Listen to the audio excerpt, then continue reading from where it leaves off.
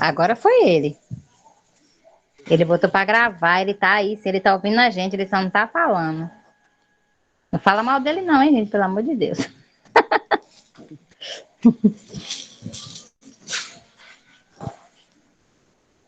Professor Cássio, o senhor não é de atrasar. Alguma coisa tá acontecendo.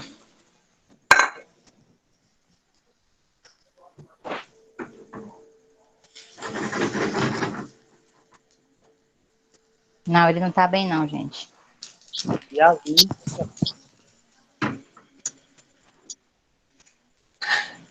Cadê Renilton? Tá aí? Tá não? Ele tava aí ontem, né?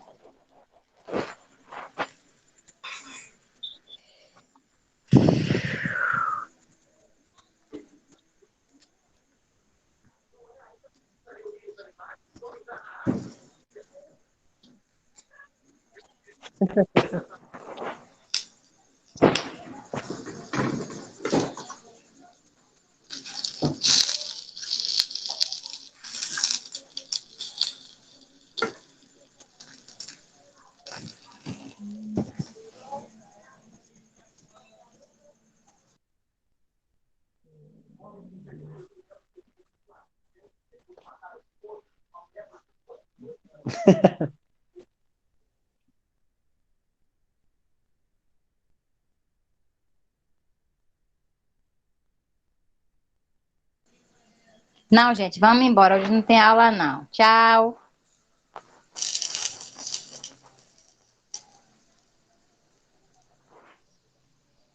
O professor deu folga hoje a nós.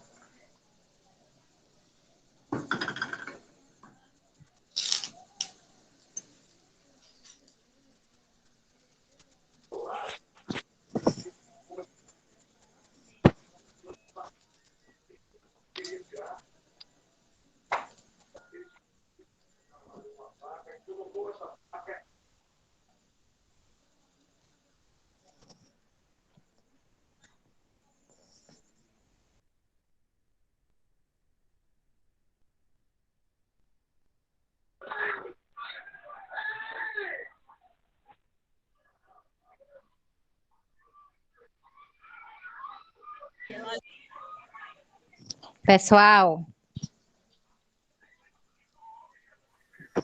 pessoas, eu acho que nós estamos participando de uma pegadinha. A pegadinha do professor Cássio.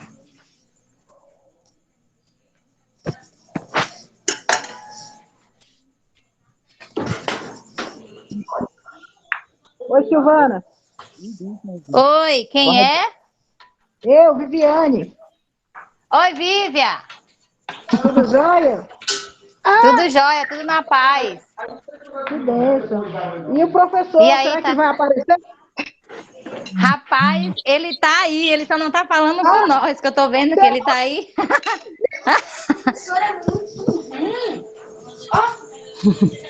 Oi, filho. Ela tá falando que nem tem esse número aqui, ó. Resolvido. Ó, Aqui tá escrito A, resolvido. B, C, D. Aqui era pra ser um D, é um B. Só por causa disso. Comunicado importante. E não tem, Comunicado Peraí, da importante. filha. uma. Qual é o Comunicado comunicado? importante. A Fala, aula foi Dieguinho. cancelada. A aula foi Quem, fala... cancelada. Quem deu esse comunicado?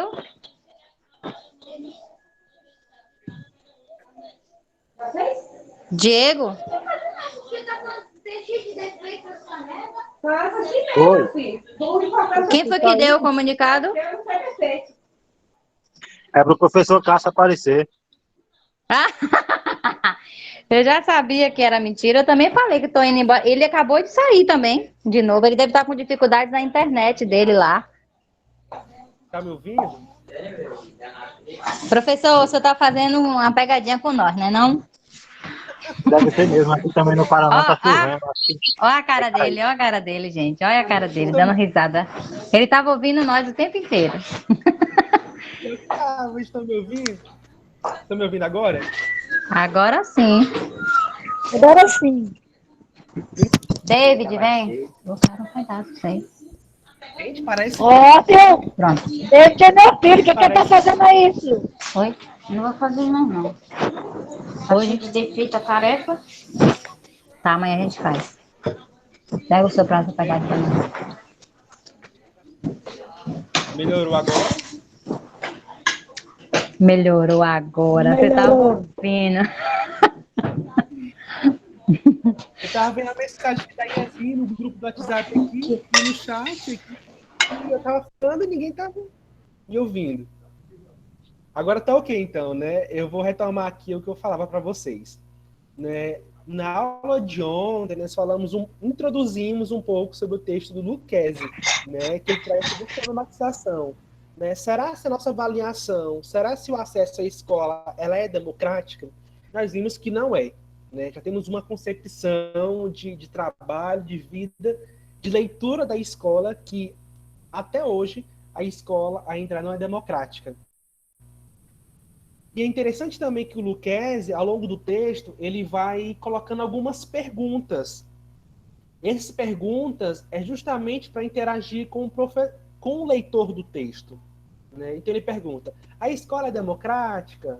Será que o professor está, de fato, realizando o seu papel para valorizar a aprendizagem do aluno?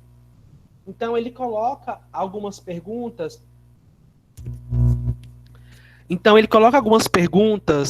De acordo com o texto, fazendo as seguintes divisões. Só que aí, na hora que eu li o texto, né, iniciando, me faço algumas perguntas, né? A quem interessa o conhecimento? A quem interessa o saber? Quem produz os saberes? E outra, quem seleciona o que estudamos, lemos e o que assistimos?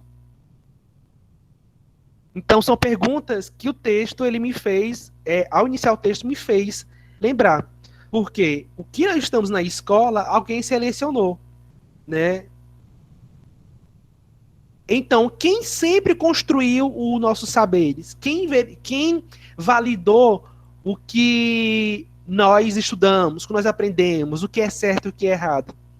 Né? Tudo isso aí também está dentro da avaliação da aprendizagem, né? Porque a gente cria um padrão de aprendizagem e valoriza aquilo e pronto. Então, quando tem uma outra concepção de entender o que é avaliação, né, está saindo fora dos padrões. E sair dos padrões não é adequado dentro da avaliação que ela só quer punir, que ela só quer selecionar. Né? Então é importante também estarmos a quem interessa a aprender, a quem interessa o conhecimento e quem interessa o saber, os saberes, né? Porque nós vemos também que a avaliação, ela valoriza um conhecimento. E ela não valoriza aquele conhecimento que é dos quilombolas, que é dos assentamentos da população camponesa, campesina, não valoriza aquela população que é minoritária. A avaliação hoje valoriza aquele conhecimento que é dado de um sistema europeu. Né? Então, o padrão lá dos países do norte cria um padrão de aprendizagem, nós temos que adequarmos a esse padrão. Então, essa avaliação que acontece nas escolas, ela segue um padrão norte-americano, segue um padrão europeu, né? Então, como fazer uma educação qualitativa, sendo que os padrões não são os adequados do meu contexto, da qual a criança vive? Uma avaliação democrática, sendo que eu valorizo tudo, menos aquilo que a criança vive no seu cotidiano. Então, isso são perguntas que o texto ele consegue colocar para a gente. E aí o Lucchesi divide o texto em 3 partes principais. Ele vai falar da democratização do ensino, né, e avaliação. Ele vai trazer para a gente algumas práticas, citando alguns exemplos da avaliação. E a parte principal do texto, eu digo, são as orientações que ele faz para a gente quanto à avaliação. Né? Ele faz alguns apontamentos que o professor pode ir, né? Ele faz alguns direcionamentos da qual a avaliação da aprendizagem ela pode ter outro sentido, né? E pode ser utilizada para formar o aluno como um todo, e não somente por partes, né? Então isso é importante também quando ele traz esses apontamentos, né? Ele coloca assim, proposição de encaminhamentos no texto. Então isso é importante também. E também ele traz alguns termos interessantes, né? Quando diz assim, um contrabando de conhecimento. Então, a gente vai trabalhar isso ao longo da aula, entendendo o que é isso, né? Então, gente, a primeira frase que ele coloca no texto lá do Lucchesi, ele afirma que democratizar o ensino deve-se, em primeiro lugar, democratizar a escola. Ou melhor, deve-se democratizar o acesso à escola. Então, se o aluno não tem acesso à escola e não tem as condições de permanecer na escola, está acontecendo tudo, menos a democratização do ensino. Lembrando que as nossas diretrizes educacionais orientam que o aluno deve ter condições de permanecer na escola. E aí ele fala, o aluno deve ter acesso à escola dos 4 anos de idade aos 17 anos de idade. Bem como oferecer as creches, oferecer ensino infantil, ensino fundamental, para ele prosseguir ao longo da vida. Para a faculdade, para o trabalho, enfim. Valorizando assim, tanto a cultura da qual ele vive, bem como o ingresso no mercado de trabalho, né? E não só no mercado de trabalho, tá? Mas a finalidade da educação também. E aí ele fala também que ao longo do tempo a sociedade moderna ela passou a exigir que todo mundo tivesse o acesso à escolarização. Quando eu falo o termo escolarização, é no sentido de acesso à escola, acesso ao ensino, acesso a aprender. A escolarização aqui, de fato, o ambiente escolar de todos os cidadãos. Por quê? A tecnologia, ela ampliou o conhecimento, de certa forma. A tecnologia, ela quer pessoas que têm conhecimento mais apurado, conhecimento mais, como eu diria, mais modelado, mais lapidado, melhor dizendo, né? Então, a sociedade global, que é uma sociedade globalizada, que é uma sociedade informatizada, ela requer à população conhecimento. Então, as empresas, as escolas, o governo exigiu que toda a população tivesse acesso a essa educação, ao ensino. Nós sabemos que isso de fato é uma verdade, porém, essa democratização do acesso ela ainda não é presente nas escolas, né? Primeiro que, antes da escola, nós temos um problema econômico brasileiro, que é a desigualdade social, que interfere no acesso do trabalhador à escola. Por exemplo, uma das formas de ingresso do aluno da escola, aquele aluno que não teve a oportunidade de ingressar no período da idade, ele pode fazer a educação de jovens e adultos, né, que tem como principal forma associar, né, conduzir, mediar o trabalho junto com o ensino. Então, aquele sujeito que perdeu, que não teve acesso no período de sua formação, ele teve acesso, né, à educação de jovens e adultos, né? Então, de certa forma, aí, é uma medida que colabora para a formação desse educador, né, desse sujeito que está ali buscando ter um conhecimento que não foi dado naquele período, né? Por exemplo, eu conheço grande parte da minha própria avó, que não teve acesso à formação na idade certa, mas depois ela teve acesso a fazer educação de jovens e adultos, né? Nós sabemos que o acesso à escola ainda é muito precário. Parece que todo mundo tem acesso à escola, mas não temos, tá? Isso é uma falsa ilusão. Então, a sociedade moderna, informatizada, globalizada, ela quer do governo, ela quer da política uma democratização do ensino. né? E aí por isso que o Lucchesi vai trazer esses elementos para a gente pensarmos um pouco mais esse acesso ou esse não acesso, que vai levar, por exemplo, a índices evasivos na escola, né? De reprovação, enfim. Então, a sociedade moderna, ela quer do sujeito a sua escolarização.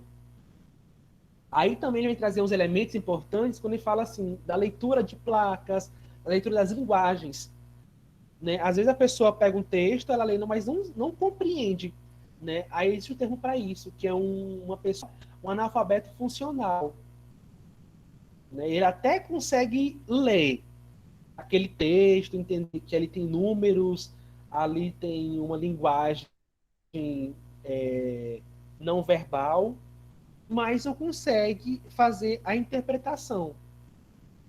Então, esse é um problema também da nossa formação, né? Que o Lucchesi traz, que é ter o domínio dessa leitura, né? E quando eu falo leitura, não é somente texto, né? É a linguagem verbal, a linguagem não verbal, né? Dos sentidos, das formas, das expressões artísticas, que é importante também na formação do sujeito.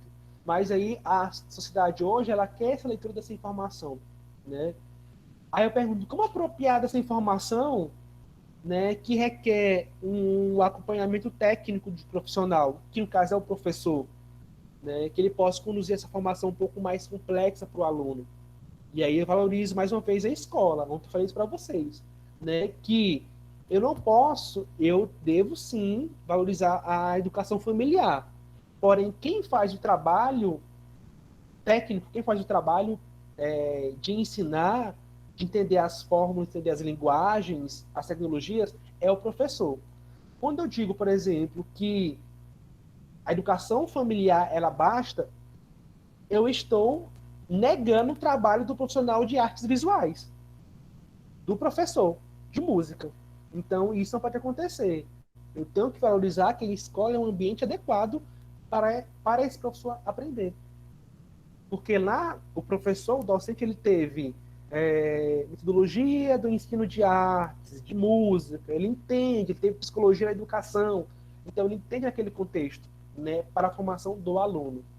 O professor não entende, os pais não sabem disso, tem algumas noções, né? Então, por isso que o profissional, o licenciado, ele tem capacidade técnica para ensinar o aluno. Então, por isso, valorizar a escola, né? Na escola, eu aprendo as técnicas, aprendo as fórmulas, e o professor vai reforçar os valores, né? Como bem nós falamos ontem no texto do Lucchesi também. E aí, outra coisa também que o Lucchesi traz, quando fala de democratizar o ensino, é que se as pessoas não têm conhecimento, elas vão ser lesadas diariamente. Além de negar o direito delas, o Estado, muitas vezes, ou a sociedade como toda capitalista, vai deslegitimar aqueles saberes locais, vai legitimar os saberes culturais daquela comunidade. Ou seja, por quê? Já existe um padrão de conhecimento, e esse padrão de conhecimento ele é europeu, ele é moderno, entre aspas, ele é globalizado, ele é informatizado, né? Então, quando não valorizo os saberes culturais e saberes locais, essas práticas que as comunidades realizam, eu estou silenciando as comunidades, eu estou silenciando o conhecimento dos alunos, né? Então, a gente tem que pensar nesse processo aí de formação do sujeito, né? E aí ele faz algumas perguntas, né? Como democratizar esse processo de ensino? Quais os caminhos a percorrer, né? Como fazer lá na sala de aula um ensino que democratize de fato esse aprendizado, né? Aí também ele traz para a gente também, né? Que quando afirma que acesso ao ensino é um direito universal. E aí também eu vou trazer para vocês que agora, quando lança nos Estados Unidos o decreto dos direitos humanos, que é universal, em 47, logo após a Segunda Guerra Mundial, início da Guerra Fria, em que lança-se os direitos universais, ou os direitos humanos, primeiro nos Estados Unidos, depois na Europa, né? Que lá fala também o acesso à informação, o acesso ao ensino, o acesso o direito à diversidade sociocultural, né? Então são elementos para democratizar o acesso do aluno, né? E aí aquele discurso que muita gente fala assim, direitos humanos é para bandidos, o que é uma frase totalmente errônea. Porque quando a mulher vota, quando os homens votam atualmente, né, foi a partir de uma legislação dos direitos humanos. Quando a mulher, por exemplo, tem um acesso, que é professora, por exemplo, e vai ter o acesso à licença maternidade, vem a partir dos direitos humanos, né, dessa legislação. Então aí é uma forma também de democratizar o ensino, né, que surge a partir dos Estados Unidos, né, que vai ganhar proporções universais, né? Aí, por isso que se diz direitos humanos universais, né, que é ter os direitos fundamentais de acesso ao ensino, ao ambiente equilibrado, o acesso à educação, alimentação adequada, né, com os nutrientes adequados diariamente. Então, tudo isso interfere dentro do sistema de avaliação, né?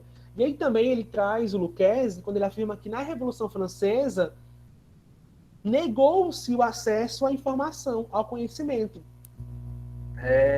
Ou seja, a Revolução Francesa, gente, foi um momento da qual, na Europa, colocou-se em destaque principalmente a burguesia, né, que voltada para uma revolução. Então, nessa revolução, né, das tecnologias, do conhecimento, criou-se um bloqueou-se o acesso das comunidades mais pobres ao conhecimento, né? Embora a Revolução Francesa, por um contexto capitalista, ela ajudou a expandir grande parte do capitalismo, o acesso à produção do conhecimento, à mercadoria, mas ela criou dificuldades para a população mais pobre, né? Dentro do sistema da Revolução Francesa, impedindo o acesso ao benefício dessa educação, né? Então temos que entender esse movimento histórico para entender o Brasil de hoje. E aí também ele traz para a gente, o Lucchesi, que democratizar no ensino é favorecer a permanência, e ele diz também um termo chamado terminalidade escolar. O que é isso? Né? É como a LDB traz. No seu primeiro princípio, né, dá acesso à escola e permanência. E aí o texto do Lucchesi traz o termo terminalidade escolar, né, que é a capacidade daquele aluno de ingressar e permanecer ao longo da educação básica, né, e terminar o ensino e poder progredir, né? Isso é a terminalidade escolar, né, que vai potencializar as suas cognições, vai potencializar o que ele traz de linguagens, de conhecimento.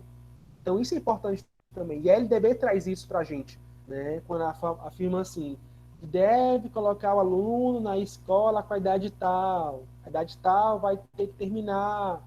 Então isso é uma terminalidade escolar, né? De acesso e permanência na escola. Isso é importante também. E aí eu faço o seguinte questionamento para vocês, né? A forma de avaliar, ela pode levar alunos à evasão e repetência da escolar? Né? São termos que são perguntas que o Lucchesi faz. Sim, a forma de avaliar pode levar os alunos à evasão e repetência da escola, né?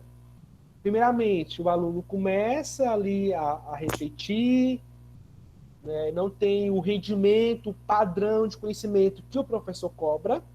Aí eu coloco não só o professor, mas como um sistema escolar cobra, né? Porque o professor ali ele tem que quantificar, o Lucchesi também traz isso, né? Quantificar 0 ruim, ou 10 e 10, né? Bom, ótimo, né?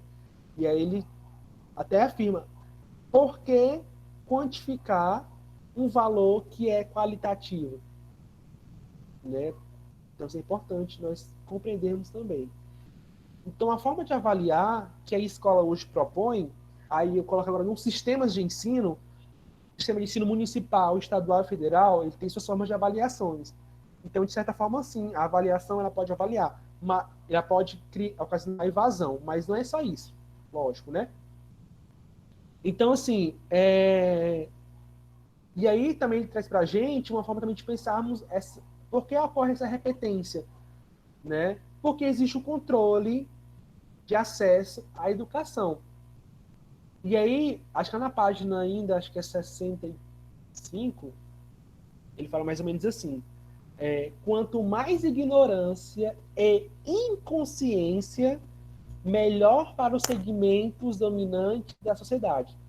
Para eles, tornar-se necessário controlar o montante de pessoas educadas atende ao modo capitalista de produção. Eu estou lendo um livro aqui agora, que é de um geógrafo chamado Milton Santos. É referência na geografia. Aí ele fala da pobreza urbana. E ele fala justamente disso, né? De como a cidade cresceu e marginalizou a população pobre. Beleza. Aí vamos pensar agora na escola, no ramo da educação. No centro da cidade tem aquelas escolas mais elitizadas. Nas escolas mais distantes do centro, então, estão a população mais pobre, logo também estão os alunos marginalizados. O que são isso? Aqueles alunos que têm dificuldade de aprender, que têm um contato maior com a violência, né? Então, tudo isso aí é resultado de um modo de produção. O modo de produção, gente, é aquele que está voltado para o valor, o capital. Então, o que acontece? Quando eu nego o direito à educação dessa criança, desse aluno, eu estou marginalizando. E isso é um problema dentro da avaliação, né? E as escolas não têm nenhum acesso, não têm acompanhamento. Isso, por exemplo, ele também coloca isso, mas em outro texto, né? A escola não tem o psicólogo, não tem o assistente social, então o professor ele tem que lidar com essas situações, né? Que é resultado do sistema produtivo, que visa o lucro, que visa dinheiro. Então, nega-se essa população para lá, marginalizada. Então, a população vive à margem, né? À margem da pobreza, à margem do conhecimento, né? À margem do acesso à sua ascensão social, né? Que não acontece nas populações mais pobres, de forma muito mais lenta. Porque exige-se que tenha uma mão de obra barata que vai alimentar o sistema produtivo nas indústrias, no mercado de trabalho. E aí, isso não é o resto do Brasil, né? Isso aconteceu na Europa e acontece também nos países emergentes, como eles, o Brasil, China, México, Argentina. Então, isso é um problema também do nosso contexto, né? E pensar a educação, pensar a avaliação da aprendizagem, né, é pensar na democratização desse ensino. Né? Eu sempre estou tocando nessa tecla, né? Pensar a realidade, pensar o acesso para dar aí qualidade à nossa formação. E aí, a escola prática é aquela que vai possibilitar, né, aos nossos educandos um acesso e a apropriação dos conteúdos escolares. Então, isso é importante. E aí, por exemplo, eu vejo escolas, muitas vezes, que não têm as condições básicas de permanecer. Escolas que não têm banheiros, não têm biblioteca e não têm acesso, por exemplo, aos computadores. E aí, por exemplo, nós estamos numa cidade em que a informatização ela é muito importante para a gente. Aí fala assim, o uso da internet é muito importante. Né? Mas será que as escolas têm condições de ter esse material na escola? Ou quando tem, esse material não pode ser utilizado, porque não tem um profissional para trabalhar com eles. Né? Então, e aí surge o termo que todo mundo hoje é informatizado, o que não é uma verdade. Né? Que é uma falsa ilusão.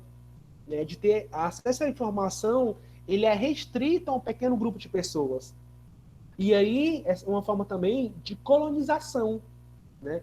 Nós somos colonizados por um sistema que nega o nosso modo de vestir, nosso modo de falar e nosso conhecimento. Então, claramente, isso é presente no território brasileiro. Né?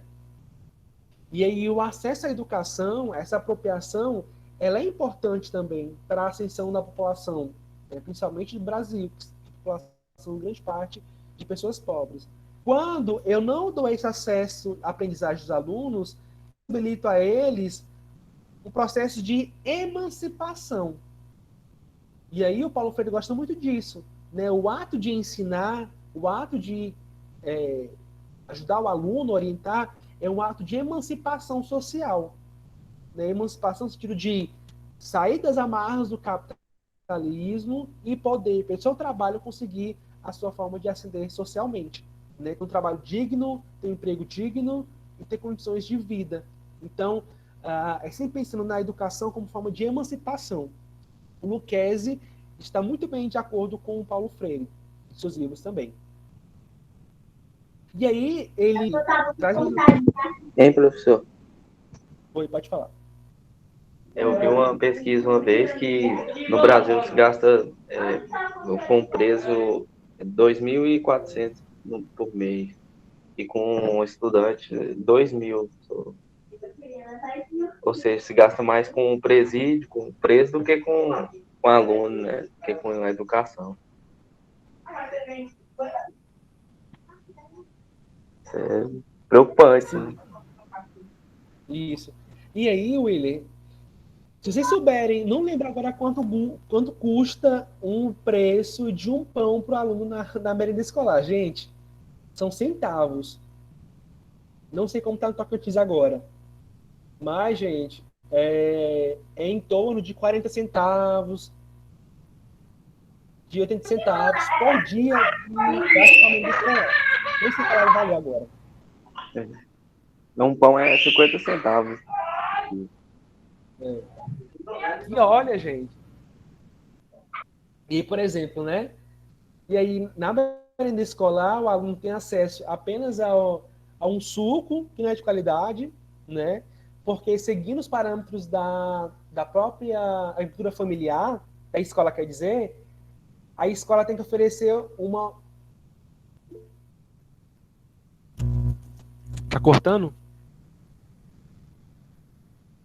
Eu vou reiniciar minha internet aqui, um minutinho só.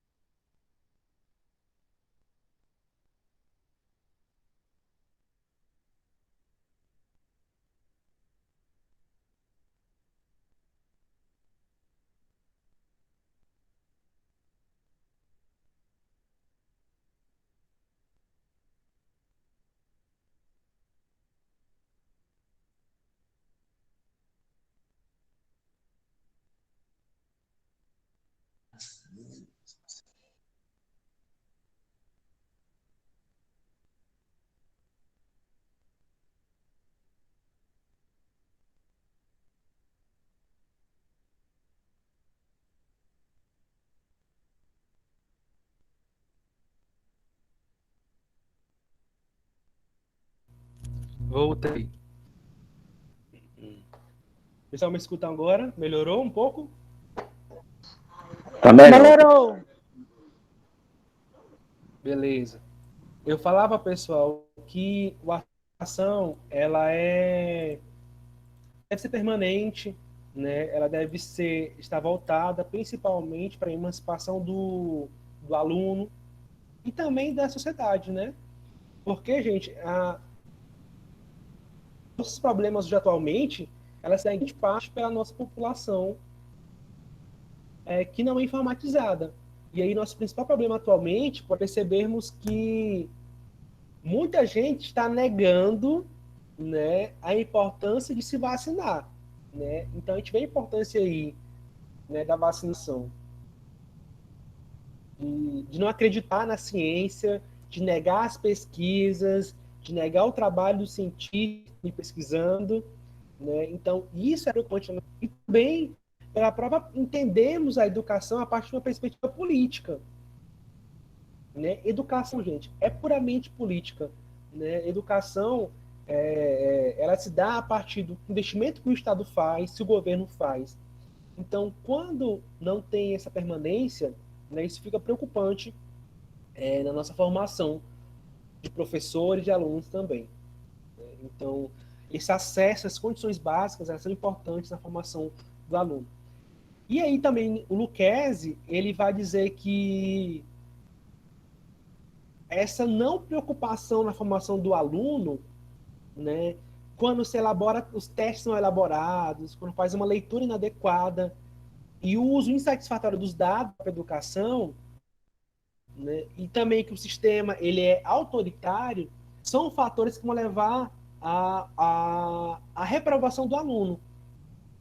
Porque se o teste é mal elaborado, se há uma leitura inadequada e há um uso satisfatório desse sistema, né, vai provocar um processo antidemocrático. Como nós vimos lá na primeira aula, quando eu falei para vocês de uma pedagogia de teste, pedagogia escolar, né, que visa somente um acesso a um sistema, né, que é totalmente antidemocrático. E aí, a avaliação na aprendizagem, ela não é somente uma disciplina, né? Ela vai se perpassar na nossa formação em todos os contextos, né? Aqui o foco principalmente para vocês, porque serão professores, né? Mas o aprender, ela é constante. E lá no final do texto, o Lucas vai falar o seguinte, que uma das propostas para avaliação é a avaliação diagnóstica, né, que se dá a todo momento, que ela é processual, né, que ela acontece em vários momentos. Né? Até porque, quando eu tenho essa visão da leitura da aprendizagem, eu consigo garantir para o aluno a qualidade da aprendizagem, né? Possibilitando, assim, uma qualificação do aluno, qualificando, assim, a sua aprendizagem. Né? Aí ele fala uma coisa, observe que não estão falando de classificação. Né? Essa possibilidade de aprendizagem do aluno não é uma classificação, né? É uma qualificação, qualificar no sentido de melhorar a capacidade de interpretação daquele aluno, de entendimento da realidade, de leitura do mundo, né? Isso é importante também, né? Para além somente de uma leitura de conteúdo, é para uma leitura de mundo, da realidade. Isso é importante na formação do aluno. Né? E aí, entra no tópico, ele fala da atual prática do professor, ele vai trazer alguns elementos, né, bem básicos, nós já vimos grande parte desses exemplos, né, quando fala da avaliação escolar. Né? Então, né, aí ele vai falar assim, que o professor, que na escola, tem um ritual de avaliação. Né? Ele solta ali uma série de conteúdos, né, acha que o aluno aprendeu tudo. Aí, no final do semestre da escolar, ele vai aplicar uma prova. E ele vai validar aquela aprendizagem escolar do aluno. Né? Como se ele tivesse todo o instrumento para fazer a avaliação adequada. Né? Então, esse é um ritual que acontece há muito tempo. Né? Aí, um dia antes, faz uma revisão para a prova. Um dia antes, né, ele fala, olha, vai cair isso aqui. Aí, no dia da prova, o que ele faz? Ele coloca algumas questões que não trabalhou, coloca alguns temas para o aluno responder, sendo que não foi trabalhado, porque ele acha que ele vai dificultar para o aluno, Aí também é interessante que ele coloca alguns elementos lá na avaliação que o professor utiliza, né? Primeiro, ele vai cobrar aquilo que não ensinou, né? Mas ele acha que o aluno supostamente aprendeu. Aí ele também vai colocar algumas questões extras, né? Para o aluno, Professor? na hora da prova, aprender. Oi, pode falar.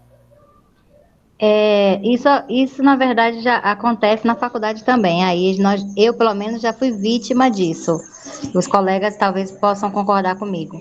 De nós passarmos por uma aula que trata de determinado conteúdo até extenso, e aquele assunto e tal, até atividades dentro da sala de aula são feitas dentro do que o professor fez ali no conteúdo, certo? Até aí tudo bem. Aí quando chega no dia da avaliação, a pergunta é uma pergunta tão mirabolante que a gente quase que não entende a linguagem do professor. E aí isso dificulta até a gente desenvolver um texto, um resumo, porque normalmente, pelo que eu vi, as nossas atividades elas são muito dissertativas, escrita, e às vezes eu percebo de alguns professores, eles dificultam no tema a de se desenvolver. Às vezes a gente não entende a linguagem que eles usam, até parece que é algo para dificultar o nosso desenvolvimento. Isso eu sinto muito aí na UFT. E o pior ainda, A linguagem é outra. Eles usam a linguagem na aula e traz uma outra linguagem no dia da avaliação. É uma pergunta que a gente fica assim, poxa, como assim? Não entendi isso aqui. Parece que é coisa de outro mundo.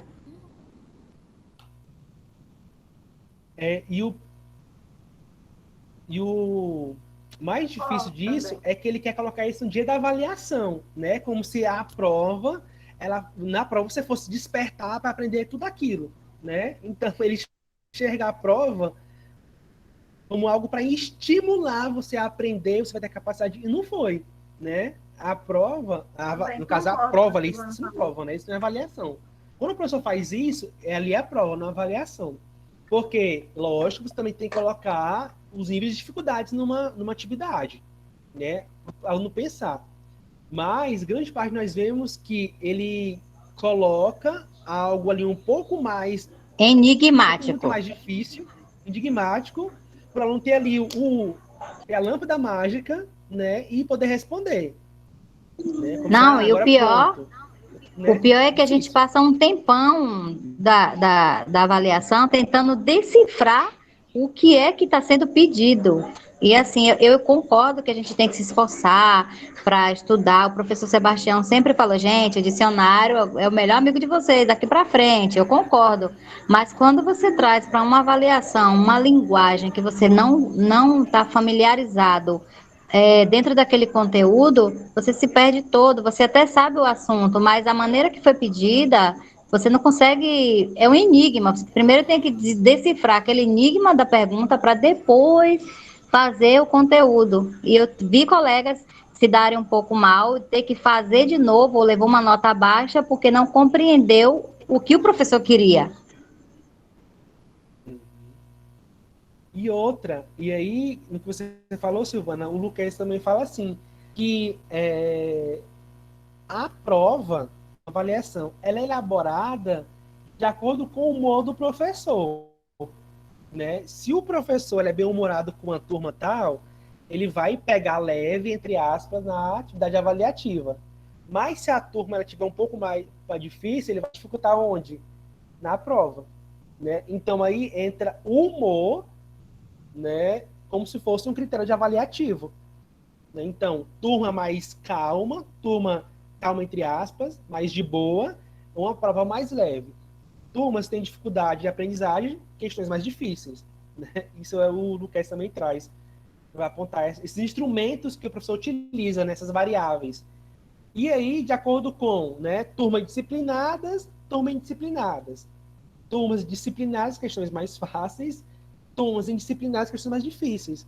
Né? Então, tudo isso aí são elementos, são variáveis, né, que o professor ele utiliza como critério de avaliação. Né? Que, de fato, dentro da avaliação diagnóstica, da avaliação formativa, não é adequada. Isso é totalmente atual.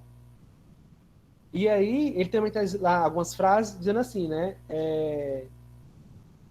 Aqueles alunos terão que estudar para a prova, né? Porque é mais difícil, né? Vou fazer eles estudarem, né? Aí, no dia da aula, pergunta alguma coisa, ele fala assim, né? Não estou aqui, ou esqueci de tudo, né? Como se o professor, como se o aluno fosse capaz de aprender tudo, né, na hora da prova, né? Aí, como se o professor não tivesse a responsabilidade de fazer uma orientação ali, né? Então, isso são frases que marcam a prática do professor, não a prática de opressão. Eu digo muito mais para vocês. E aí, essa quantificação, essa qualificação que o professor faz, né, registra-se numa caderneta, né, ou no diário, que vai somando-se a outras, né, e no final isso é o ritual da avaliação, né, e no final do semestre, o aluno tem uma nota, né, próximo a 1, negativo, próximo a 10, positivo. Né? Aí no final do ano letivo, os alunos recebem essas notas, né? Quem passou, passou, quem não passou, reprova. O pai vai na escola, vai ter confusão com o professor, isso é complicado demais. E aí ele também traz uma seguinte pergunta lá dentro do texto, né? Que leitura podemos fazer desse ritual, esse ritual de punição contra o aluno, em termos de avaliação da aprendizagem e democratização do ensino? Né? Uma avaliação que ela é antidemocrática. E aí ele traz para a gente também algumas variáveis na formação da avaliação. Né? Ele vai trazer o juízo de qualidade, o juízo da existência e o juízo da decisão. Né? O juízo de qualidade é conferir, né? É avaliar de acordo com o padrão, né? Com o padrão que deve ser acordado junto com os alunos ou estabelecidos para ele sobre o conteúdo que eles vão aprender. Né? E aí também ele traz o juízo da existência. O que é isso? Né? É aquilo que, de fato, a criança possui. A criança, né? A existência seria aquele que o aluno tem de empírico na cabeça dele, né? Que é dado como realidade. Né? São as condições básicas do aluno. Né? De ter o material, de não ter o material, de ter o acesso à informação. Então, esse juízo de qualidade que o professor deve fazer, né, não pode partir de princípios antidemocráticos. Né? Tem que ser um princípio adequado que vai pensar na formação do aluno, né? E também na sua existência. Que esses juízos que o professor faz, mediado por algum critério, pode ser excludente ou includente, quantitativo, vai permitir uma tomada de decisão. É uma variável importante na formação da avaliação, da aprendizagem. Né? Porque essa decisão ela vai me direcionar o papel do professor. Né? E aí ele fala lá na página de 70, se eu não me engano,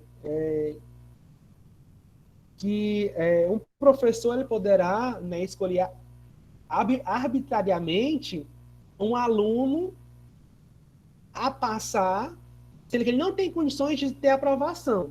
E aí, ele tem um exemplo interessante lá, que ele coloca algumas notas, né, para o aluno, e aí, muitas vezes, até esse exemplo do avião, acho que é de avião que ele citou o exemplo, né, o aluno, ele tirou 6, né, mas não sabe pilotar o avião, e tem aquele aluno que tirou 8, né, e aí, muitas vezes, gente, aí ele vai criticar o método quantitativo, né? Muitas vezes, aquele que tirou 8, ele não sabe dirigir o avião. Mas aquele que tirou 6, ele sabe dirigir o avião, pilotar o avião. Desculpa, pilotar o avião. Né? Por quê? Aí ele vai criticar o método quantitativo. Porque muitas vezes, na soma das notas, né, que ele quer lá um critério de aprovação, aquele número 8, aquele número 9, não condiz com a real aprendizagem daquele aluno. Por quê? Ele passou por algumas fases que exigiam algumas habilidades que ele não aprendeu. E aí, esse número 8 pode representar, dentro de um sistema métrico, uma boa nota. Mas aquela nota, ela esconde, sabe o quê? As habilidades e competências daquele aluno. Por exemplo, às vezes, e aí nós temos que pensar nessa avaliação da aprendizagem. Né? Até que ponto um 8 de fato representa aquilo que o aluno aprendeu? E até que ponto esse 6 de fato representa aquilo que o aluno sabe? Então é preocupante isso. Por quê? Na soma das métricas, esse valor pode, não, esse aluno ele está competente para aquela realidade. Porém, ao conversar, ao perceber, nós sabemos que aquele dado, aquela realidade, o aluno não tem competência para aquilo. E aí nós temos isso, sabe por quê? Quando o aluno passa, lá, vai fazer o 6º ano para o 7º ano, por exemplo, e não tem capacidade de ler um texto ou de escrever, né? Mas lá no boletim ele está com 10, está com 9. Né? Será que essas competências e habilidades, de fato, elas foram trabalhadas de forma coerente? Né? E aí eu não posso avaliar de forma arbitrária. Né? Arbitrária é escolher qualquer forma para avaliar aquele aluno. Eu tenho que enxergar as realidades, de fato, daquele aluno. Né? Aí ele falou o seguinte, lá na página 70, se não me engano. Um professor poderá arbitrariamente aprovar um aluno que não apresenta condições de aprendizagem, como poderá reprovar um que tenha condições suficientes para ser aprovado. Se o professor quiser, tanto poderá aprovar como reprovar arbitrariamente um aluno, devido ao fato de não levar em conta com honestidade um padrão ideal de aprendizagem, previamente estabelecido, que nada mais seria do que o mínimo necessário naquilo que está ensinando. Então, gente, avaliar é um ato muito complexo. Né? E nós vemos claramente aí... Hein, professor? Pode falar. Então, para Lucchesio, a forma de avaliar pelo aprendizado, por notas, isso também por um certo ponto bom, né, para avaliar o aluno, né? Só que acompanhado do processo, né, do início, do meio e no final, aplicar a avaliação, né? O pensamento dele é mais ou menos nesse. Olha, o Lucchesi, ele não valoriza tantas notas, mas lá no texto dele, que ele fala que o adequado, Libano, na verdade, né, que o adequado é utilizar os dois sistemas, tanto o sistema métrico, né, que é o sistema quantitativo, e o sistema qualitativo. Mas aqui no texto ele critica essa avaliação quantitativa, né, que só quer uma nota, né, quando realiza aí uma metrificação, né, como se fosse uma régua, e quem está lá na ponta, na borrachinha aqui, é bom, que está aqui no grafite é ruim. Né? Mas aí, na verdade, eu penso que a avaliação ela deve partir de um contexto. Né? Ela pode tanto partir de uma avaliação quantitativa quanto de uma avaliação qualitativa. Aí vai depender do que os alunos se enquadram, né? E qual o objetivo daquela formação. Né? Mas nós sabemos também, a crítica que ele faz aqui no texto é que nós estamos quantificando o que é qualificado. Né? Aí eu vou falar dos termos verbais, né? Que nós queremos quantificar algo que deveria ser dado de forma qualitativa, de qualidade, bom, ruim. Né? Então isso é preocupante também. Então o ideal seria que fosse as duas, né? Qualitativa e quantitativa. As duas, sempre as duas. Quando eu for professor, Pode falar. Quando eu for professor, eu vou fazer desse jeito. Ensinar o aluno para ele ter condição de tirar uma boa nota. Mas por que eu falo isso? Porque o sistema ele vai requerer uma nota. Pelo que eu entendo, todas as escolas do município de Tocantins, Goiás, elas utilizam uma nota. Tem que ter uma nota. Tem que ter o quantificado. Então, aí cabe o professor trabalhar isso. Né? Ter leitura para fazer uma avaliação que seja coerente. Deixa eu ver aqui. Igual o MEC já tem uma porcentagem de alunos que tem que ser aprovado, né? O MEC, senão não E eles vão vem trabalhar isso nas recurso. próximas aulas. E aí eles vão trabalhar isso nas próximas aulas, que, que é quando o sistema, o capitalismo, ele cria critérios, né, para as escolas públicas brasileiras, a partir dos organismos multilaterais. BID, BIRD, quer dizer, o BIRD, o FMI, a ONU, né, que trabalha justamente isso, como esse sistema de avaliação europeu e norte-americano chega nas nossas escolas, que é um método quantitativo. A Elizabeth coloca aqui no chat. Mas será que essa turma não se enquadra no quesito de turma calma, visto que o professor torna o ensino-aprendizagem algo desinteressante ou não chamativo para reter a atenção desses alunos, devido à forma retrógrada de ensino a pedir, mesmo no âmbito acadêmico? Justamente. Também pode ser. E aí, eu lembro que a gente já falou sobre isso, né? Da questão metodológica que o professor utiliza. Gente, a metodologia, aí vocês vão ter que a próxima disciplina com a Suzy, vão ver didática, né? Que a metodologia, ela vai ser para avaliação, né? Por quê? E aí, a crítica que o Kes fala, Libânio fala, é que eu estou utilizando instrumentos arbitrários de avaliação que não pode ser utilizado, que é o meu humor para avaliar, que é os critérios de turma calma, turma mais inquieta, né? Porque isso não pode interferir na minha avaliação. Eu tenho que ter, aí os critérios de avaliação falam, isonomia, né? Não é para aquele aluno apaga o quadro para mim, né, que é silêncio, que eu vou dar nota para ele. Não, isso não é critério dentro da abordagem cognitiva do aluno, né? Eu trabalho aqui com o termo aprendizagem significativa, né? Então isso não vai influenciar nenhuma, né? Isso pode ser um critério para a sala, enfim, para a organização, mas a avaliação não pode usar esses critérios, né, como forma de atribuir nota ou reduzir, né, dar ponto, ou melhor, o termo correto, né, que se utiliza na educação, dar ponto, tirar ponto. Isso não é uma forma de avaliação, nos moldes que é hoje, né. É igual E o ele, Libano. mais uma vez, pode falar. O Libano também fala que quando o ensino é de qualidade, tem um grande índice de aprovação dos alunos, o sistema já fica em cima para ver, né, se aquela pessoa está se tornando, conhecer, assim, raciocinando mais, se tornando emancipada racionalmente, né, está adquirindo informações que vai contra o sistema. Então o sistema já fica preocupado já quando tem um ensino de qualidade, né? A pessoa fica mais desperta mais para as ideias, para o pensamento, para o raciocínio.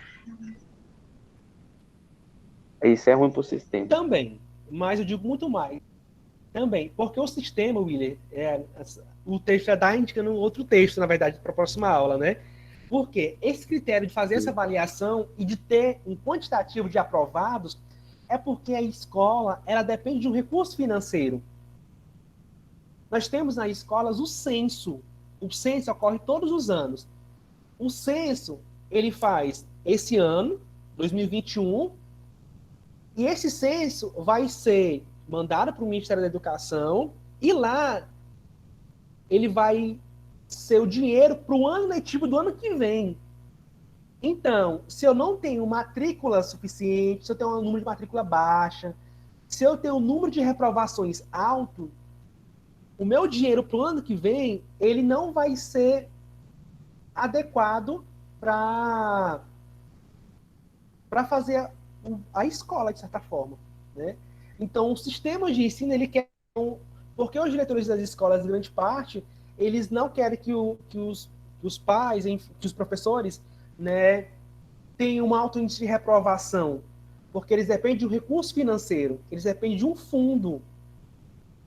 Aí nós temos ano passado também, 2020, né, que queriam interferir no Fundeb. O Fundeb, gente, é um fundo que paga os professores, grande parte do dinheiro do Fundeb, que direciona o dinheiro para alimentação escolar, né? E aí queriam destinar grande parte do quantitativo de verba, dinheiro, para as escolas particulares. Há um problema também, que não é que não é democrático, né? E aí são todos os mecanismos que vão interferir na escola, né? Por que eu vou tirar o dinheiro da escola pública para investir numa escola particular? Em escolas privadas, sendo que acesso à escola pública, né, ele já é tão precário. E aí todo esse sistema de planejamento, de investimento que a escola precisa, vai também interferir na avaliação, né? E o SIS também interfere nesse processo. Nós vamos ver isso nas próximas aulas. Acho que vocês vão ter uma disciplina chamada Política e Legislação Educacional, que fala muito sobre isso também. Mas eu vou trabalhar dentro do sistema da avaliação, da aprendizagem. E aí o Luquez também, ele ao longo do texto vai debater que tem esses princípios, né, de exclusão social, né, que a avaliação ainda não é democrática, né, que os professores têm uma conduta ainda muito fechada, antidemocrática, né, mas também ele afirma que deve-se ter um padrão de qualidade também, um padrão de qualidade, desempenho, não é somente quantitativo, mas também qualitativo, né, que deve dar condições para o aluno crescer, pensar, enfim. E aí, esse também critério de avaliação, que são arbitrários, eles se dão porque não tem uma definição do que é avaliação. O professor não sabe da educação básica, não entende o que é avaliação. Ele entende a avaliação como um sistema de notas, né? Nota, reprovação, é isso, né? Oi, William, pode falar. E também não tem como a gente pensar em educação no ensino se não for vinculado a outras coisas também, né? Na saúde, na moradia, né? Na sociedade em geral. Tem que ter a democracia para chegar a democracia no ensino. Então é difícil, né, professor? É bem difícil acontecer. Nós temos um ensino de qualidade no Brasil. Não é fácil, não. Olha, vai levar um tempo ainda, né? Mas nos últimos anos teve um certo movimento. Não sei se aconteceu de fato uma melhoria, mas teve uma movimentação nos últimos anos, não nos últimos anos do governo Bolsonaro, porque foi um retrocesso, mas, né, quem fala isso não sou eu, se pesquisarem. Depois pesquisem por si só, não por mim. O número de universidades do Brasil, públicas, que expandiram. Pesquise também os índices de acesso à escola, né? Pesquise os índices de bolsas criadas pelo governo federal, por exemplo, para as escolas, né? Aí vocês vão ter uma leitura clara disso, né? Pesquise assim, sistema escolar no governo Fernando Henrique Cardoso, no governo Lula, no governo Collor, no governo da Dilma, no Bolsonaro, você não entender isso, né? E leiam diferentes jornais, artigos, né? E tem uma leitura disso, não entender, né? Como o sistema de educação ele é precário. Teve uma movimentação, né? Teve entraves, teve conversas, não sei se houve um avanço de certa forma, né? Mas houve ali, eu diria que um choque nas placas tectônicas, né? Mas houve sim um processo de entendimento, de discussão, né? Para de fato se tornar o que a gente tanto chama de educação de qualidade, né? Educação pública de qualidade na formação brasileira. E aí o Luquez vem falar também que esse ritual de avaliação dá ponta a mais ou dá ponta a menos para o aluno, né, são critérios irrelevantes na formação daquele sujeito. Aí ele vem dizer que dar um ponto a mais ou um ponto a menos, né, significa que é um ato de premiar ou castigar alguém. E não tem nada a ver com uma efetiva avaliação da aprendizagem escolar, né? Então, dar um ponto a mais ou um ponto a menos, né, não é um critério adequado para avaliação da aprendizagem, né?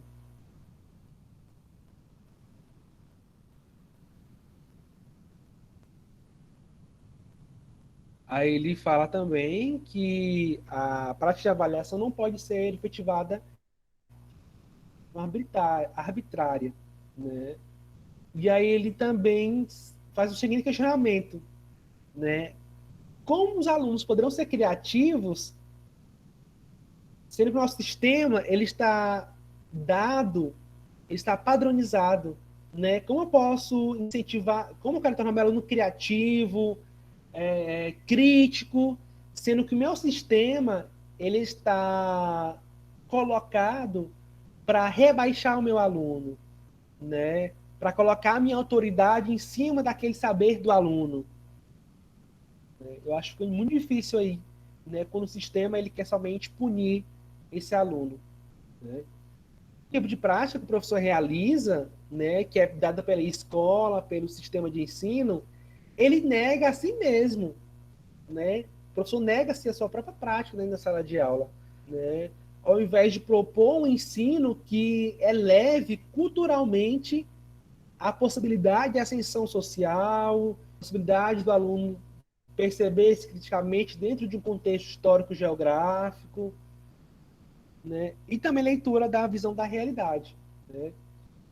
Então, a única decisão que se tem da escola, né, é ainda classificar o aluno, né? Aí ele faz o seguinte questionamento, né? Como avaliar hoje, né?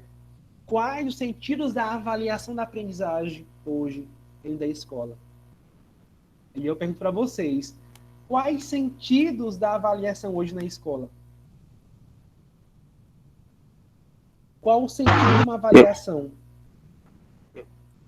Eu acredito que para, como já ele mesmo menciona, né, apenas para seguir o aluno apenas decorar e passar na avaliação, né, tirar uma boa nota na prova.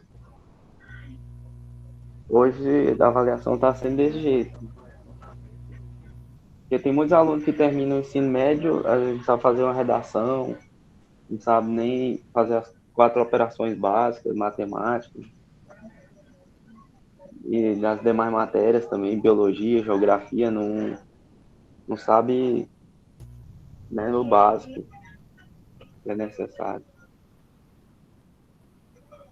E podem ver até no Enem, né? Poucas pessoas tiram notas boas no Enem. São a parcela daqueles que estudam em colégio particular, ou aqueles que têm condição de ficar em casa estudando. Agora, os alunos de colégios públicos, é poucos que a gente vê tirando um 9 na redação, indo bem na área da matemática, português. Né? É bem difícil ver. Então, ainda está sendo E aí, medido gente? por Obrigado, notas William. ainda. Sim. Uhum. E aí, nós temos também, na educação, nós temos o PNE, que é o Plano Nacional de Educação. Ele coloca, o último PNE é de 2014 a 2024. E ele coloca alguns critérios, por exemplo, até 2016, melhorar o índice de leitura, de letramento na educação infantil. Até o ano de 2019, melhorar o índice na área de ciências, matemática e língua portuguesa, né? Investir, aumentar o número de bolsas para a profissionalização do professor, né? Então, todos esses programas governamentais, né, eles são medidas também para tornar o ensino mais democrático, né? Mas a gente vê que são 10, 15, são 20 metros, se não me engano agora, mas vai encerrar esse plano de educação, que é para o governo federal, e nós não vamos ter alcançado quase nenhuma meta por completo. Quase nenhuma meta por completo. Né? Desse caso, com educação. E isso foi elaborado sem pensar no contexto da pandemia. Né? Que a pandemia, ela não criou problema de da situação brasileira de desigualdade social, ela aflorou, é diferente. A pandemia, ela aflorou um problema que já estava muito claro para os professores, para algumas pessoas, né? Mas colocou em evidência o problema do ensino, né? O nosso ensino que não é de qualidade, né? Não tem essa permanência, não tem essa estrutura para atender o nosso anulado, né? Então, a pandemia, ela não veio criar isso, ela aflorou um problema social. E aí, para finalizar aqui,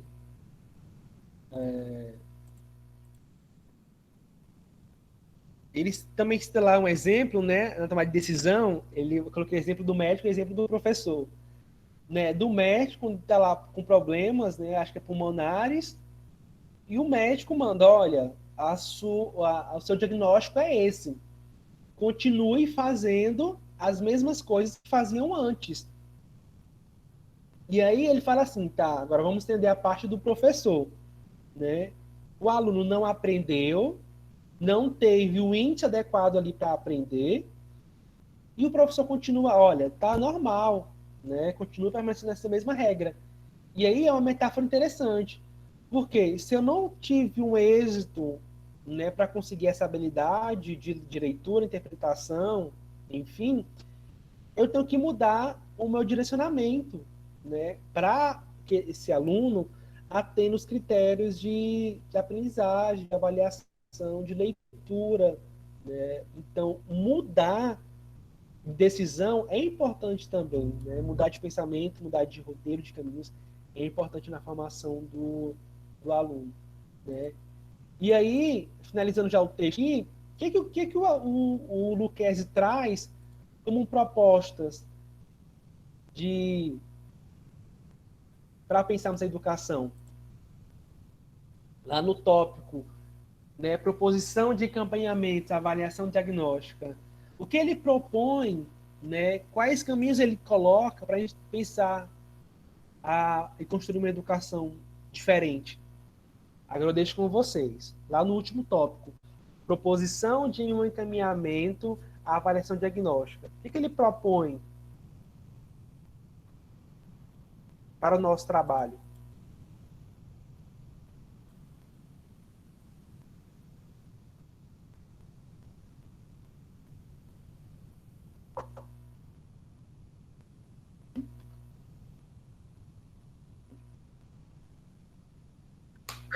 Qual capítulo, professor? Capítulo 4. Capítulo 4, lá na página aqui. Capítulo 4, página 81. Último tópico.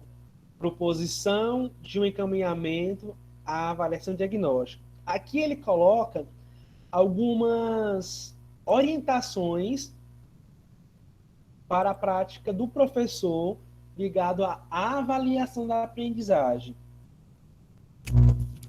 Yasmin, é o capítulo 4, página 81. Eu quero saber de vocês o que ele propõe para nós pensarmos a avaliação da aprendizagem. O que ele coloca? Um de cada vez, por favor. No final, né, do capítulo 4, Último tópico. eu entendi assim, até fiz a anotação que a avaliação diagnóstica é o professor avaliar, compreender, né, o aluno, o contexto do aluno, compreender a dificuldade do aluno e, de acordo com essa compreensão, ele buscar condições para fazer aprenda o que é o conteúdo, aprenda as aulas dele, né? Então, foi isso que eu fiz até essa anotação aqui. Compreender a dificuldade do aluno e buscar entender uma maneira de dar condições para que o aluno aprenda esse conteúdo. É isso?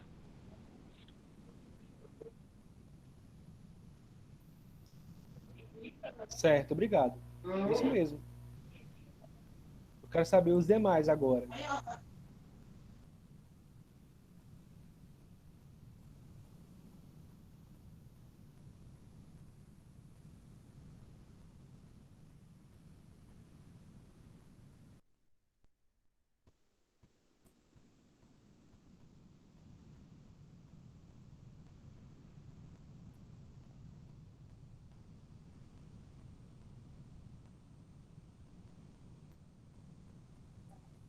Professor, repete a pergunta aí, por favor.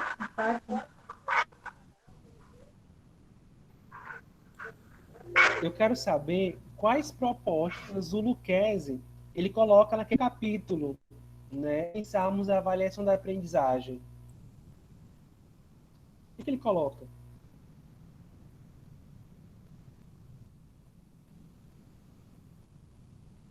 Ele fala que não se deve avaliar o aluno só por notas, por exemplo, 2 é ruim, né?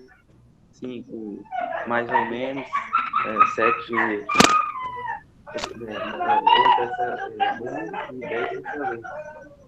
Ele fala que não se deve avaliar dessa forma, e sim buscar diagnosticar, pesquisar as informações, os problemas que o aluno está tendo e tentar ajudar ele a melhorar. Tudo isso.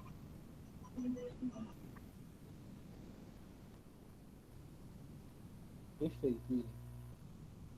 Quero saber os demais agora. O que tem, se concorda com ele, o que ele colocou no final. Bom, eu acho que... Acho não, né? Pode falar, eu acho na faculdade. Mas, de avaliação diagnóstica, eu também penso que é um processo também na avaliação, né? De aprendizagem. O professor, acho que tem que ser um médico. Diagnosticar o problema lá do aluno. Não sei se é isso. E depois, dá uma... Acho que é tipo uma prova também, né? Que está valendo. Dá uma prova para ver se ele está entendeu o conteúdo que o professor deu. É isso. Sei lá, Obrigado, eu vou esperar os demais para fazer minha análise. O áudio tá meio ruim, tá cortando. Então, pessoal, o Lucchesi, ele de fato traz o que vocês colocaram, né? Mas ele é mais incisivo, né? Ele é mais direcionado. Ele propõe como forma de avaliação, como forma de pensar a avaliação a partir de uma avaliação diagnóstica. Já vimos que uma avaliação diagnóstica ela acontece de forma processual, né? De forma a pensarmos a prática do professor, né? E também ele afirma que, lá com proposta, que nós devemos modificar a avaliação classificatória para a diagnóstica. Está lá escrito, mudarmos a avaliação classificatória, aquela que reprova, para uma avaliação diagnóstica. Porque a avaliação diagnóstica ela é mais humana, né? Ela entende, ela parte do princípio de que o avaliar é um ato processual. Ou seja, é um ato permanente. O ato de avaliar de forma diagnóstica é um ato de avaliar permanentemente, entendendo o contexto do aluno, a sua realidade. Isso é importante dentro da avaliação. E também compreendendo assim os estágios que o aluno ele está não evoluindo, mas conseguindo aprender aquele conteúdo. Eu falei para vocês que o ato de aprender ele tem estágios de aprendizagem, estágios de amadurecimento mental, amadurecimento social, né? Então, a avaliação diagnóstica ela permite ser processual. Porque, como bem a psicologia da aprendizagem ensina, que o ato de aprender, ele se dá por fases. A criança vai amadurecendo conforme o tempo passa. Então, essa avaliação diagnóstica ela é importante dentro da formação do nosso sujeito, né? Então, a avaliação ela serve para verificar a sua apropriação como um todo, enxergar o contexto do aluno como um todo, né? Compreendendo se as habilidades que o aluno está tendo ali está de fato coerente com o ensino, se a habilidade também é adequada, né, para aquela formação do aluno. adquiriu ou não adquiriu aquela aprendizagem, né? Mas essa forma de verificar essa avaliação, ela não pode ser classificatória, né? Aí também ele afirma que a nossa avaliação, né, deve ter uma concepção de avaliação, né? O professor deve ter uma concepção de pedagogia da avaliação, né? E ela também não ocorre de forma solta, isolada, não. Ela acontece por outros sistemas de avaliação. Até porque ele também possibilita a nossa formação de valorizar a nossa concepção por uma visão progressista de aprendizagem. Está lá escrito, ele colocou isso, o Lucchesi. Devemos pensar numa avaliação progressista, né? O que é essa avaliação progressista? Né? Aquela que vai valorizar tudo que o aluno traz de contexto social, cultural, histórico também. Né? Não aquela avaliação que vai punir. Né? Eu acho que vocês viram lá, vocês viram com a Suza, com o professor, as diferentes abordagens de avaliação. Né? A tecnicista, que tinha um princípio, a liberalista, que tinha outro, a abordagem neoliberal, a abordagem neoliberal, né? Progressista, progressivista, tecnicista. Né? Então, ela tem que ser uma avaliação humana. Né? E a progressista é uma das possibilidades de continuar para essa formação. E aí, vocês colocam assim no chat, né? O Kese fala que o professor deve usar a avaliação para saber como está certo, e o aluno usar para saber como está o seu aprendizado. Perfeito. Né? E aí eu entendo que a avaliação não é somente para o professor, né? É um direcionamento para o aluno, né? Mas também a parte de um feedback que o professor faz junto com o aluno. Né? A Cássia coloca, deve possibilitar o professor compreender o estágio que o aluno encontra, no final, e ver o aluno será reprovado ou reprovado. Né? Mas aí, é uma visão classificatória, essa visão que a Cássia colocou. Né? Enquanto só no final, né? Mas aí eu digo, não só no final, aqui ficou estanque, mas até correto que você colocou, né? Mas ao longo do início, do meio e do fim. Tá? Isso é um sentido que a avaliação que o Lucchesi propõe para a gente, essa avaliação. Né? Até porque a avaliação era um instrumento para auxiliar na aprendizagem. Isso é importante. A avaliação é um instrumento para auxiliar a aprendizagem. E não de aprovação e nem de reprovação. Isso está escrito lá no Lucchesi. Isso é importante também. Está até em tópico. Ou seja, propor uma avaliação é um instrumento de leitura, né, para o aluno compreender essa verdade. E aí também ele coloca em tópicos, né, alguns instrumentos que deveriam ser analisados, né? Aí coloca medir resultados e aprendizagem definidos, instrucionais, medir uma amostra adequada ao resultado da aprendizagem, conter os tipos de itens que são adequados na avaliação, que são desejados, né, o planejamento, né, ser fidedigno à avaliação do aluno, né, como um todo. Então, isso são sentidos que o Lucchesi coloca dentro da avaliação. E outro também ele coloca que a avaliação ela é participativa. Né? Ou seja, não se dá apenas do professor para o aluno. Tá? De forma também vice-versa. Porque o que eu fiz esse ano aqui na minha avaliação, eu posso, para o ano que vem, melhorar, mudar a ordem dos fatores. Né? Mudar a ordem que acontece a minha prática.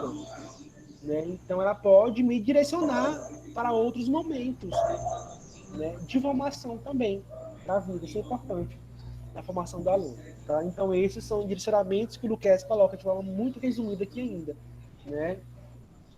Alguém quer falar? Yasmin quer falar? Hein, professor? Pode ficar à vontade. Ele também fala que é uma forma de redirecionar o aluno para a aprendizagem, né? E consequentemente, a aprovação, né? O resultado que causa um sucesso, que traga um sucesso para o aluno. Não um acerto ou um erro, né? E sim um sucesso escolar. Sucesso na aprendizagem. Perfeito. Então, gente, o texto, tanto o texto de ontem como o texto de hoje, são textos reflexivos. São textos científicos, mas colocam muito mais a gente pensar, né, na formação dos professores, né? E quem lê os textos, quem lê o material até agora vai já ter uma concepção do que é avaliação. Então, agora eu vou orientar, né, a nossa aula de texto, de discussão, encerra por aqui, mas eu vou agora passar para vocês as atividades que devem ser entregues nos próximos dias, tá? Eu vou colocar aqui para apresentação. Só abrir aqui. Um minutinho.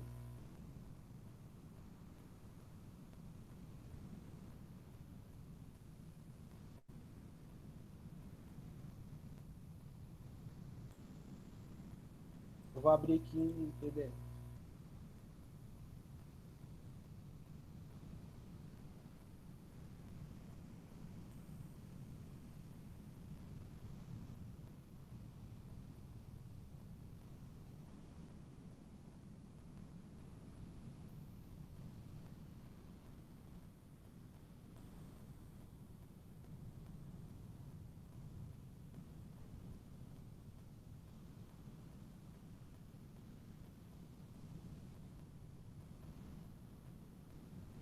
Vocês estão vendo o texto aí? Quer dizer?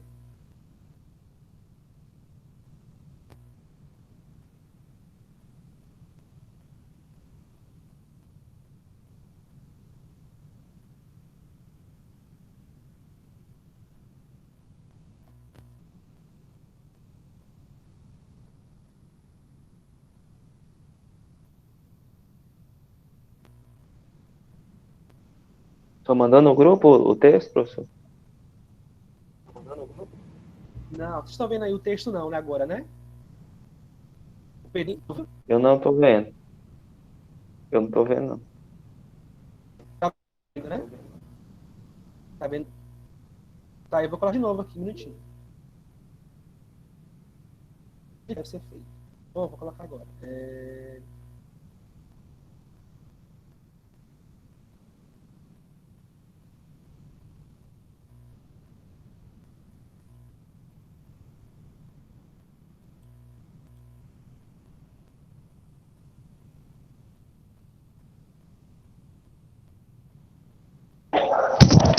Tá no zap da turma.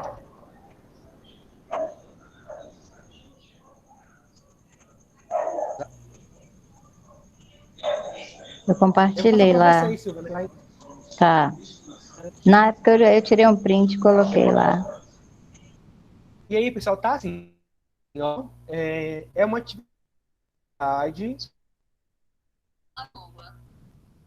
atividade avaliativa, né?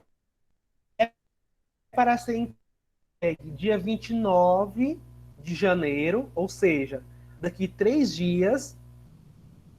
É uma atividade, né, que tem como texto, uma produção texto, com o seguinte título: A avaliação da aprendizagem no século XXI. A pergunta é: como avaliar? Então, a intenção é para utilizar as referências textuais, né, teóricas, que foram utilizadas. Eu não tô vendo, não tá saindo. Eu vou postar no grupo, no WhatsApp agora, para vocês verem agora, tá? Minutinho para vocês. Minutinho só. E aí, utilizar o texto do Libânio, né, da didática, o capítulo 9, tudo escrito isso aqui para vocês. É para utilizar também o texto do Lucchesi, o capítulo 1, desde o capítulo 4, para responder de perguntas. É um trabalho para ser entregue no meu e-mail, cassio@meio.ft.edu.br. A data da entrega, né, dia 29. Deixa eu ver aqui, está. Vai fechar. É para ser dia 29. Professor, aí tem data de entrega do dia 29 e tem data de entrega dia 1º do 2. É porque tá errado aqui. Vou alterar. Hein, professor, e quantas linhas que é esse texto? Hein, professor, e quantas Um minutinho. A data de entrega, pessoal, eu vou deixar dia 29, tá? Sexta-feira. Tem que ler no final de semana. E dia 29 é a entrega do trabalho. E ao enviar, pessoal, o e-mail da atividade, vocês colocam o nome completo de vocês e o nome da disciplina. Por quê? Em outros momentos, outras turmas enviavam o trabalho sem nome nenhum da pessoa, não enviava o nome, outra pessoa enviava o trabalho e eu não sabia de quem era, eu tinha dificuldade imensa para saber de quem era aquele trabalho. Tá? Então, no Mas aí é pra trabalho, colocar coloque o no nome de vocês assunto? completo. Isso, aham. E aí, perguntaram, por exemplo, o número de páginas, tá? Não vou falar o número de páginas, vocês vão decidir, né? Eu acho a questão aqui, mais ou menos, não é quantidade, né? Não é falar, tem que ser o número. Mas eu penso que dá mais ou menos aí umas 2 páginas, né? Pode ter citações? Pode. Pode ter citações indiretas e diretas? Pode. Tem que ter análise? Tem que ter análise. Não é só colocar lá no texto as citações. Tá? É uma produção textual. Lá no texto fala a questão, um texto dissertativo, argumentativo. Tá? Então, você vai dissertar informações, dados, e você vai argumentar. Tá? Então, a atividade é essa. Comecem a fazer a partir de agora. Vocês têm aula também em outros períodos, né?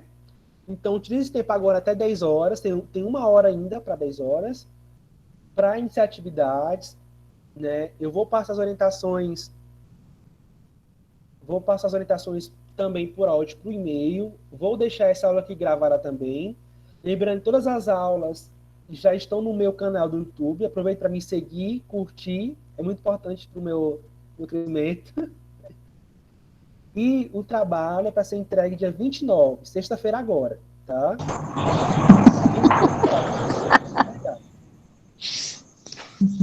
Alguma dúvida, pessoal? Vou curtir. Alguma dúvida sobre o texto, sobre a atividade ser entregue? Eu também já estou, Yasmin, inscrita no canal do professor. Eu tá com 2 seguidores já, não sei como tá. Eu vou ver lá, tá? Professor, se caso não Oi, der Yasmin. o prazo não der, se eu vai adiar. Você já quer o prazo? Nem... Brincadeira, tinha que ser o Willer. Pô, vai que não dá, né, professor? Porque tem muita coisa para ler, né? Hoje nós temos amanhã, quarta, o dia todo, quinta, o dia todo e sexta, o dia todo.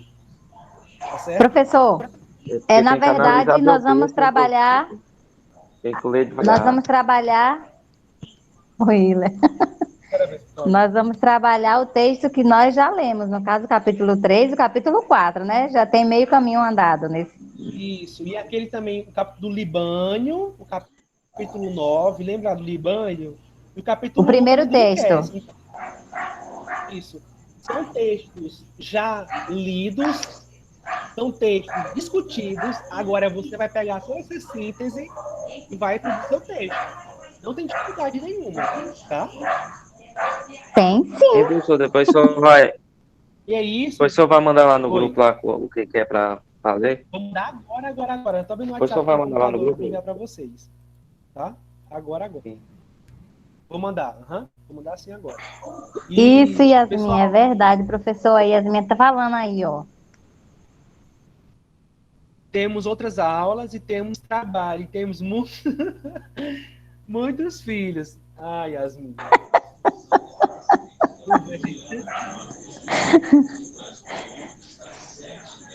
Eu bebi água aqui agora para ver se... Pessoal, é isso. né? É, professor ruim também, que dá para Boa tirar terça-feira. dúvidas. Eu estou disponível, pessoal, até 10 horas para vocês, tá? Passe mensagem lá, eu vou ficar ajudando vocês, alguma dúvida, algum texto, posso ajudar vocês, tá? Nós teremos aulas, deixa eu ver aqui no calendário aqui. Professor, você vai querer capa, esses negócios? Não. Só o Nada texto disso. com o nome completo, Eu né? Eu vou enviar o documento no Word, aí vocês vão só editar, tá? Lá mesmo. E Professor, eu não sei se você vai me entender, mas eu não entendi o que é para fazer. Na verdade, não sei, é fichamento, resenha, o que é, entendeu? Porque a internet aqui tá ruim. Aí deixa eu te falar. Desliga essa aula aqui, aí vai lá no grupo. Eu não entendi nada que é para fazer.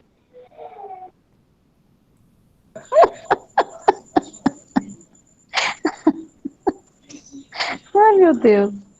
Yasmin, é o seguinte, nós discutimos alguns textos. Gente, essa também não é motivo de graça, não. Você não tem noção das nuvens escuras que tem aqui.